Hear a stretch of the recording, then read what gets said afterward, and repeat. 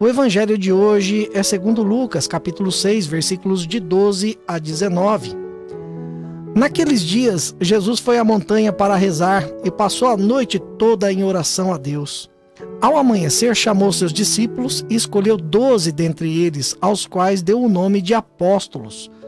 Simão, a quem impôs o nome de Pedro, e seu irmão André, Tiago e João, Filipe e Bartolomeu, Mateus e Tomé, Tiago, filho de Alfeu, e Simão, chamado Zelota, Judas, filho de Tiago, e Judas Iscariotes, aquele que se tornou traidor. Jesus desceu da montanha com eles e parou num lugar plano.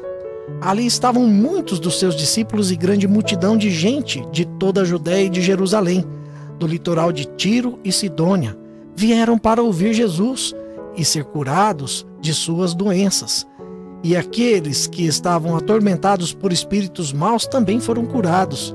A multidão toda procurava tocar em Jesus, porque uma força saía dele e curava a todos. Esta é a palavra da salvação. Meu irmão, minha irmã, esse trecho de hoje nos traz muitos ensinamentos. O primeiro deles é que Jesus, mesmo sendo o Filho de Deus, mesmo sendo o Deus feito homem, ele passava a noite toda em oração antes de tomar uma decisão importante.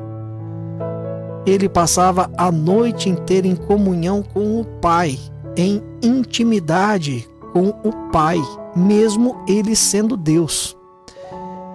Por que isso está relatado aqui no Evangelho de Lucas? Não tem outro motivo a não ser nos ensinar a respeito disso.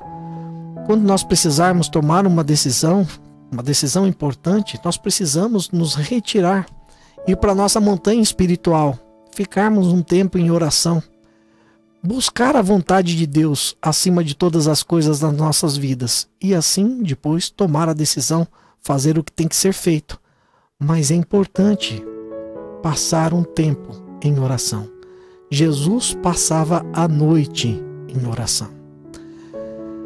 E agora vem a parte onde eu gostaria de ser um pouco mais enfático, onde eu gostaria de colocar um pouco mais de visibilidade, de foco, que é no chamado dos 12 apóstolos. Jesus tinha vários discípulos. Dizemos que tinha 70, alguns dizem 70, outros dizem 72. Mas o importante era que essas pessoas eram mais próximas dele. Desses ele escolheu 12. E nós sabemos que desses 12 haviam 3 que sempre estavam mais próximos de Jesus: os irmãos Tiago e João e Pedro. E desses 3 Jesus escolheu um, que era Pedro, sobre o qual ele fundamentou a sua igreja, colocou ele como líder. E nós vemos nos Atos dos Apóstolos, no começo principalmente, que se retrata um pouco mais a história do início dos apóstolos, que realmente Pedro tinha a primazia. Sempre ele dava a última palavra, era ele que falava em nome dos apóstolos, era sempre ele o primeiro. E nós vemos também essa primazia de Pedro na forma como é colocado. Sempre Pedro vem em primeiro lugar. Entre eles Pedro e seu irmão André. Então em todo o evangelho sempre coloca o mais importante em primeiro lugar. Da mesma forma como o último sempre é Judas Iscariotes, aquele que o havia de trair, ou aquele que se tornou traidor, aquele que o entregou, né, como é dito nos evangelhos. Judas Iscariotes sempre vem em último lugar, porque de fato ele foi quem traiu Jesus. Então menos importante seria, por assim dizer. Mas o mais importante é que, veja bem, Jesus chamou os seus discípulos, chamou os seus apóstolos, chamou cada um deles pelo seu nome e chamou para uma missão. E uma coisa importante que nós vemos aqui no final desse evangelho, que as pessoas vinham de muito longe. Olha, naquela época, esse local aqui que é dito litoral de Tiro e Sidônia, estava a mais de 140 quilômetros, por volta de 150 quilômetros dessa cidade onde estava Jesus e os seus discípulos, que era Cafarnaum. E nós vemos que essas pessoas buscavam, andavam, se esforçavam imensamente para buscar Jesus, porque queriam tocar ele, queriam ser curados, porque dele provinha uma força. Meu irmão, minha irmã, Jesus está esperando você numa capela próxima à sua casa. Você não precisa andar 140, 150 quilômetros, que hoje em dia, inclusive, se precisasse andar, era muito mais fácil de carro, né? De carro, de ônibus, de van, de moto. Mas naquela época era a pé, ou quem tinha muito dinheiro andava de cavalo, ou a cavalo ou a camelo. Era uma coisa muito difícil. Vários dias de viagem, levar provisões, tinha que parar para dormir, fazer tendas, acampar. Não era fácil andar uma distância dessa de 150 quilômetros naquela época. Numa região selvagem, com animais ferozes, possibilidades de ser assaltados, haviam muitos malfeitores escondidos naqueles lugares. Então, olha só o esforço desse povo para buscar Jesus, porque eles eram tocados por Jesus e curados. E você pode ser tocado por Jesus dentro da tua igreja, na Santa Eucaristia, no Santíssimo Sacramento. É o mesmo Jesus.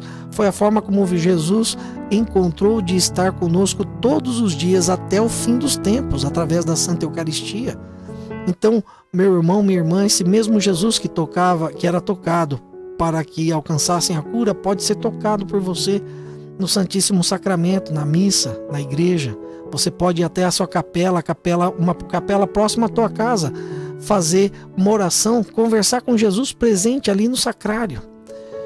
Meu irmão, minha irmã, devemos tomar consciência disso. Da mesma forma como Jesus também chamou esses 12 apóstolos, ele tem um chamado para você, tem um chamado para mim, tem um chamado para cada um de nós. Desde antes de nós existirmos, Jesus já tinha planejado uma vida para nós, uma missão para nós, uma vocação para nós, um chamado que só nós podemos fazer, nenhuma outra pessoa pode fazer por nós. E nesse momento em que você, de repente, se coloca na presença de Deus, puxa, eu tenho um chamado para a minha vida, como é que eu faço para saber qual é o meu chamado? Pois vá na presença de Jesus, vá até a capela, vá até o sacrário e faça como Jesus fez. Gaste um tempo em oração, fique um tempo na presença dele, pergunte: Senhor, o que o Senhor tem para mim? Qual a minha missão? Qual o meu chamado? Aonde o Senhor me quer? E permita que Deus vá conduzindo a sua vida. Eu tenho certeza que a sua vida vai ser feliz, como você não vai conseguir nem falar o tamanho da transformação que aconteceu. Nós podemos, nesse pequeno trecho do Evangelho, tomarmos todas essas informações, toda essa aprendizagem, rezar, saber que Jesus está próximo, ali na capela, no sacrário, na missa. Nós devemos saber também que Jesus tem para nós uma missão, um chamado, como teve para cada um dos apóstolos. Para cada um de nós tem um chamado. Qual é o teu? Qual é o meu? Que possamos colocá-los em prática e de fato viver uma vida que vale a pena ser vivida.